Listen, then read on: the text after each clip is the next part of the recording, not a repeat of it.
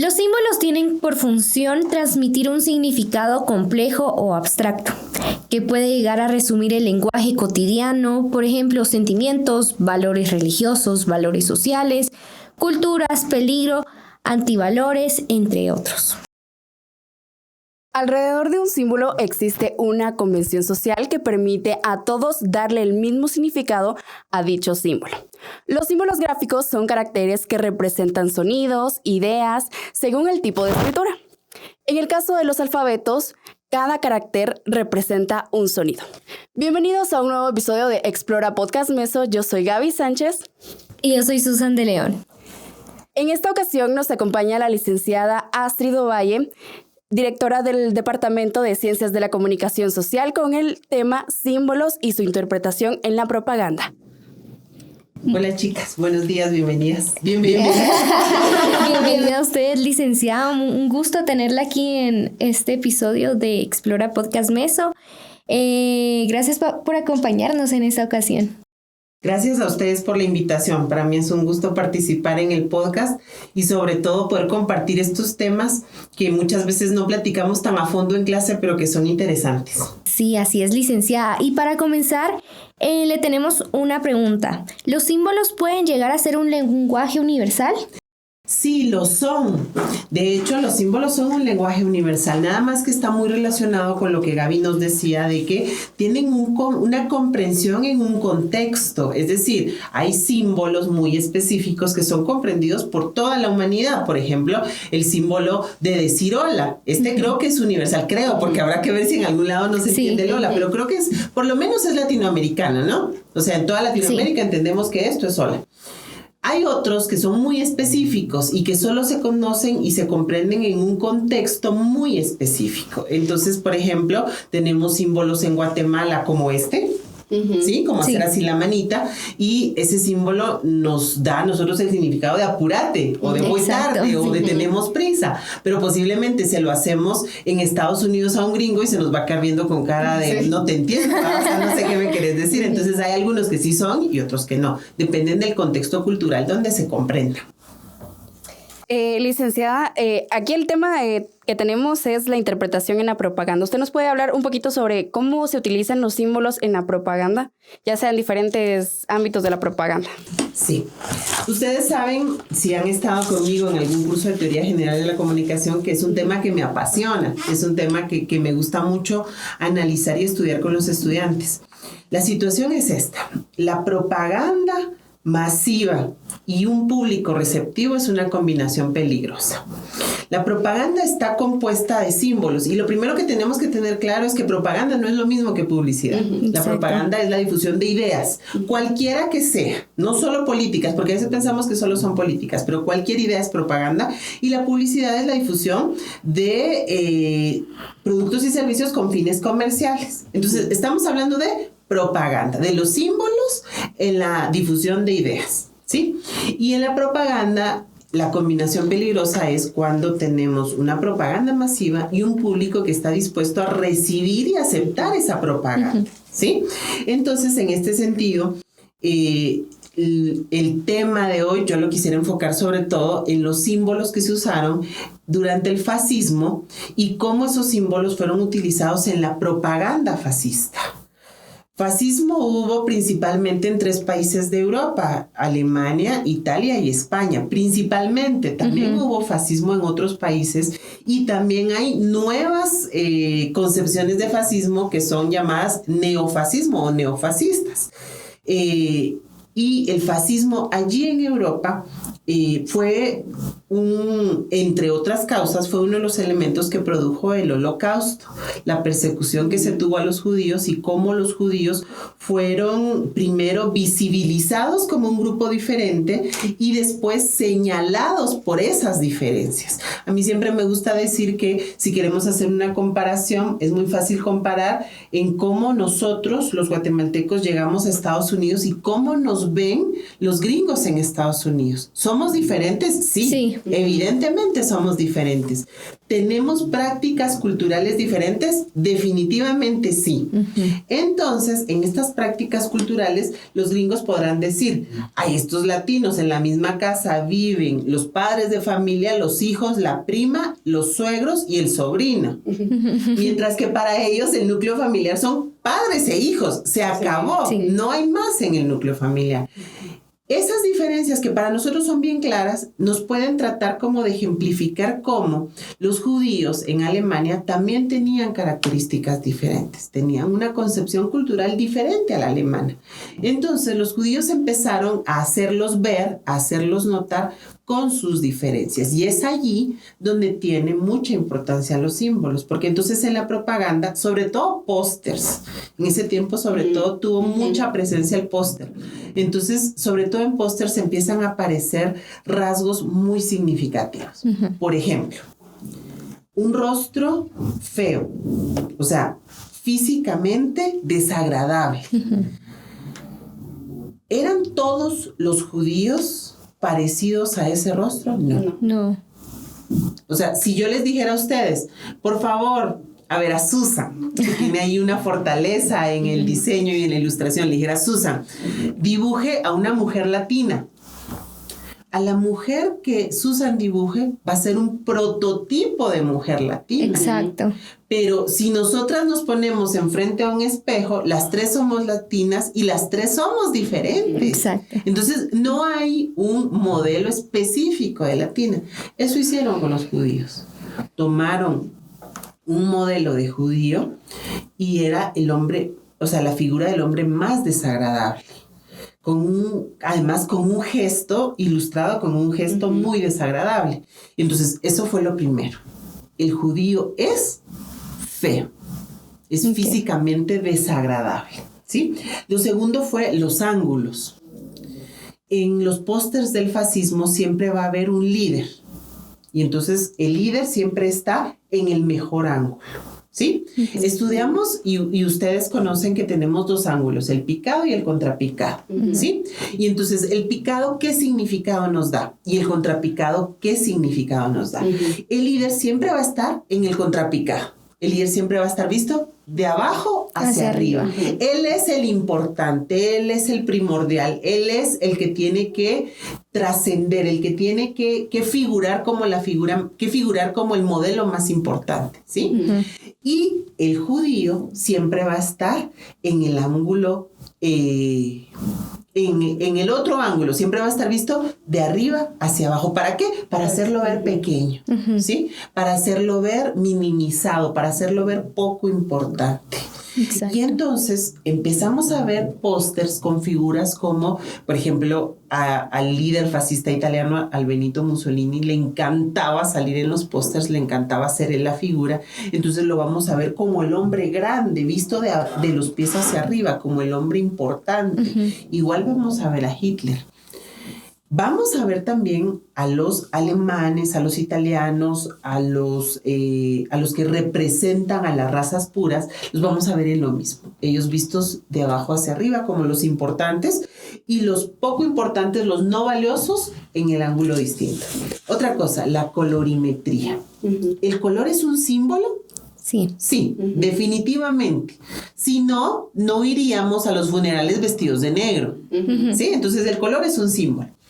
Y empezamos a reflejar en los colores la intención que queremos lograr. Y en los pósters fascistas se empieza a ver en colores muy ocres, en una gama de café, en una gama... Sí entendemos la gama de colores, ¿verdad? Empezamos a ver la fuerza que nos quiere transmitir el pensamiento o la ideología. Vemos muy pocos colores como rosa, vemos muy pocos colores como naranja. Es decir, nos fijamos en una paleta de color que quiere imponer, que quiere obligar. Otra cosa importante es quién es el protector y quién es el protegido. Porque fíjense que los fascistas van a tener una intención bien importante que va a ser poner a la familia como lo que hay que proteger. Pero es interesante. Y pensemos, recientemente se ha tratado de hacer lo mismo. Pensemos, hay algunos líderes políticos a nivel nacional e internacional que han querido poner en el foco de la protección a la familia y esa familia convencional. O sea, acuérdense que hasta hace poco en Guatemala se trató de pasar una ley en que no era familia una tía con una sobrina a la que se la dejaron cuidando porque los papás se fueron a Estados Unidos, o la abuela que se quedó con los nietos, o el papá que se queda a cargo de los hijos. Recientemente en Guatemala se trató de pasar una ley en la cual eso no era considerado familia. Entonces, cuando empezamos a poner esta figura de los protegidos, los fascistas utilizan a las familias y quieren proteger a las familias, y quieren proteger a los niños, y quieren proteger a las mujeres, pero porque quieren perpetuar los roles tradicionales de las familias. Entonces, el rol tradicional de la mujer es ser esposa y ama de casa. Se acabó. O sea, nosotras tres no cabemos en ese rol. No. ¿Sí? El rol tradicional de las hijas es servir a los padres y a los hermanos. El rol tradicional del padre es proveer económicamente y proteger a la familia. Y el rol tradicional del hijo varón, es proteger incluso agresivamente a las hermanas. Sí. Entonces, ellos tratan de perpetuar esas familias protegidas en los pósters. Ellos son los protegidos y hay un protector. Adivinen quién era el protector. El líder, ¿verdad? El jefe de gobierno o el jefe de los militares, y ellos los tienen ahí como que fuera la gallina y sus pollitos, y entonces los tienen en tal posición de que estos son los protegidos y yo te estoy protegiendo. ¿De quién te estoy protegiendo? Bueno, en el fascismo va a haber dos fases. En Alemania, sobre todo judíos. O sea, Alemania, el pobre Hitler tenía una fijación con los judíos, ¿verdad? Entonces, los judíos van a ser para él la presa. Pero en Italia, después en España, además, Francisco Franco en España, siendo fascista, llega hasta la década de 1970 gobernando. O sea, los pobres españoles se rifaron el fascismo más largo de todos. Tal vez no el más mortal definitivamente fue el alemán, pero sí se rifaron el más largo de todos. Entonces, los pobres españoles tuvieron la propaganda fascista durante muchos años. Y entonces, en España y en Italia y en otros países donde también se va a empezar a adoptar esto, también se va a empezar a hablar en contra del comunismo o del marxismo, porque después de la Segunda Guerra Mundial va a venir la división o la polaridad, ¿verdad?, entre comunistas y capitalistas, va a venir la Guerra Fría, y mientras está toda esa revolución de ideas y de política, está la propaganda haciendo efecto. Entonces también en los pósters se va a representar así al comunismo, como la basura, como el desecho, como el hombre desagradable, como una peste. Y entonces aquí vemos que todos esos símbolos de los que estamos hablando se ven representados en propaganda. ¿Cuál es el mayor problema? El mayor problema no es crear la propaganda. El mayor problema es qué efectos tiene en el público esa propaganda. Wow. Bastante interesante. Nos quedamos como que... Porque sí, son bastantes cosas que uno no llega a conocer a fondo, ¿verdad? Y que aquí podemos ir conociendo más sobre estos temas. Pero, licenciado, usted mencionaba también sobre los símbolos, el efecto que puede causar en la masa, en el público que uno vaya a dirigir. ¿Cuáles son los puntos negativos que puede tener un símbolo en un público? Retomando el ejemplo, ¿en qué momento le dijo Hitler a los alemanes: vayan, denuncien a los vecinos judíos que tienen porque ellos están dañando o están matando a nuestro país? ¿Y en qué momento los ciudadanos alemanes fueron y denunciaron a los vecinos judíos que tenían? O sea, en este tema del holocausto, la consecuencia es visible totalmente. Y el problema de esto es que, o sea, ¿en qué momento, por ejemplo, a mí me dicen que Gaby es X, Y y Z, pero yo nunca lo he comprobado, no la conozco, nunca he convivido con ella? Pero me lavan el cerebro de tal forma que cuando me dicen, como Gaby es X, Y y Z, tú vas a ir y la vas a denunciar. ¿estoy yo segura que Gaby lo es? ¿Tengo alguna prueba? No tengo nada, pero voy y la denuncio. Sin saber nada de ella, pero me creí la historia que me contaron. Me hicieron un lavado de cerebro tal que me la creí. Voy y la denuncio. Así les pasó a los alemanes. Fueron y empezaron a denunciar, a apresar, a perseguir, a matar judíos sin tener más argumento que lo que la máquina de propaganda les había dicho que eran los judíos. En ese tiempo esas son las consecuencias, pero en este tiempo, ¿cuáles podrían ser las consecuencias? A mí siempre me gusta hablar del manejo de los estereotipos. ¿Qué estereotipo hemos creado con los símbolos? ¿Quién es la mujer exitosa en los programas de televisión? Generalmente es la mujer que responde a un canon de belleza. Sí. ¿Sí? Sí. Y yo les he preguntado muchas veces a mis alumnos, cuando usted vio caricaturas en su infancia, dígame por favor qué protagonista de sus caricaturas era gordo o era gorda. Inteligente, de lentes.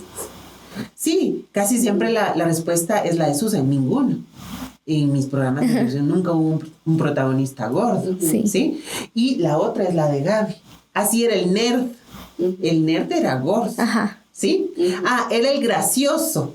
El chistosito era gordo. Exacto. ¿Sí? ¿Por qué? Porque nos han puesto ese canon de belleza para el éxito y nos han puesto otro canon para la inteligencia y nos han puesto otro canon para la pobreza y otro canon, o sea, estamos llenos de estereotipos. Sí. Y entonces creemos, e incluso hay ejemplos muy tristes pero reales. Se ha llegado incluso a hacer muy popular alguna telenovela que habla de una mujer que es muy fea, pero inteligente. Y después se transforma. Sí. Y aquí es el problema. Cuando se transforma, toda la gente, wow. O sea, nunca la valoraron cuando era fea. Ajá. Cuando se volvió bonita, ahí sí. Se volvió exitosa. Ajá, ahí se volvió exitosa. Entonces, el problema es que si con propaganda nos dicen, este es el ideal de belleza, nosotras empezamos a creer que es cierto. Sí. Que mientras que yo no esté delgada, mientras que no mida 1.70, mientras que no tenga el pelo rubio, no voy a ser exitosa. Y el problema es ese, que cuando yo les pregunto en su infancia, ¿qué caricatura? En la infancia creamos una gran parte de nuestro contexto o de nuestras imágenes mentales. Entonces, cuando crecemos, seguimos perpetuando esas ideas. Y ahí podemos encontrar un enorme problema en nosotros mismos. Bueno, me quedé en shock porque es verdad todo lo que dice licenciada y creo que todo lo que habló tiene que ver con la psicología y cómo los símbolos trabajan con nuestra mente, ¿verdad? Y cómo los transmitimos de generación en generación. Porque vayan y pregúntenle, Gaby y Susan, a sus mamás. Mami, ¿te acordás cómo era la protagonista de la novela que veías cuando estabas patoja? Ay, sí, era una mujer preciosa que era tal y tal y tal, ¿sí? Y entonces es de mi mamá. Y si tenemos viva a la abuelita y se lo preguntamos, abuelita, ¿se acuerda cómo era la protagonista de la novela que usted veía cuando estaba joven? Ay, sí, mi hija era una mujer rubia, preciosa, ¿sí? Entonces lo trae la abuela, lo trae la mamá, lo traemos. ¿Cuándo se va a cortar? ¿Cuándo vamos a empezar a tener a un protagonista gordo que es, o sea, que no es el nerd, que no es el gracioso, o sea, un protagonista gordo, punto? ¿Sí? Y entonces empezamos a ver nuevas propuestas y yo creo que eso es lo que nos puede dar la esperanza. Hoy empezamos a ver nuevas propuestas y hoy tengo a un protagonista de una serie que es autista. Sí. ¿Sí? Y es inteligentísimo y me va revelando ciertas ideas del autismo. Entonces creo que ahí podemos empezar a ver la esperanza porque, o sea, cuando revisamos la historia, el holocausto, la propaganda fascista y nazi, o sea, es un momento de terror de la historia de la humanidad. Sí. Cuando vemos la política del hijo único en China, China, con el crecimiento demográfico que tenía, en 1979 dice, tenemos que decirle a las familias que solo pueden tener un hijo, porque si no, no vamos a caber. O sea, no hay recursos para tantos chinos. Y entonces ponen la política del hijo único. Y hacen una propaganda, o sea, habían canciones infantiles, habían canciones de pop, había gigantografías, China se llenó de vallas publicitarias, había pósters, había adoctrinamiento en las escuelas, les enseñaban a los niños un baile que era la coreografía de la canción de la política, o sea, una propaganda enorme. Y entonces, las familias, ¿qué empiezan a hacer? Empiezan a querer tener un hijo varón. Porque si no, no se va a perpetuar el apellido. Si tenían hija. Entonces empiezan a abortar o a matar a las hijas con tal de que el único hijo fuera varón. Empiezan o sea, hay una trata de niños porque los niños que eran segundos hijos empiezan a ser, pues, literalmente vendidos a otros países. Y entonces empiezan a sacar niños de China para que se mantenga la política de hijo único. Esta política termina en 2015, hace 8 años. En 2015 es totalmente, en 2005 creo que hacen la primera modificación, pero en 2015 la terminan totalmente. O sea, ya no hay política de hijo único, ¿sí? Ya pueden tener permiso las familias chinas de tener 2 o más hijos. Pero, o sea, la gente creyó durante muchos años que lo ideal era un hijo. Esa era la familia ideal. En China, todas las familias en la publicidad aparecían con un hijo, no como nosotros, que en la publicidad tenemos 2 hijos y el perro. No, allá era un hijo. Y la gente se la creyó. ¿Por qué? Por los símbolos que aparecían en la propaganda. Exacto. La verdad es que es un tema muy interesante, licenciada, y yo siempre me quedo con ganas de seguir escuchándola porque es de verdad bastante, ¿cómo podría decirlo? Como que se siente esa vibra de que le gusta el tema o los diferentes temas que aborda. Pero ya se nos ha acabado el tiempo, licenciada. Muchísimas gracias por aceptar nuestra invitación y por formar parte de este episodio. Con muchísimo gusto. Gracias a ustedes, Gaby y Susan, por hacer este momento tan agradable y con muchísimo gusto. Yo también me quedo con ganas de más, pero sabemos que el tiempo es caro y que debemos ajustarnos a él. Así que mil gracias. Sí, licenciada, muchas gracias nuevamente. Y bueno, amigos, fue un gusto compartir con ustedes este episodio y con Licastrid. Recuerden suscribirse y estar pendientes a los próximos episodios de este podcast. No olvides encontrarnos en todas las redes sociales que están en la descripción. Yo soy Susan de León. Y yo, Gaby Sánchez. Y esto fue Explora Podcast Meso.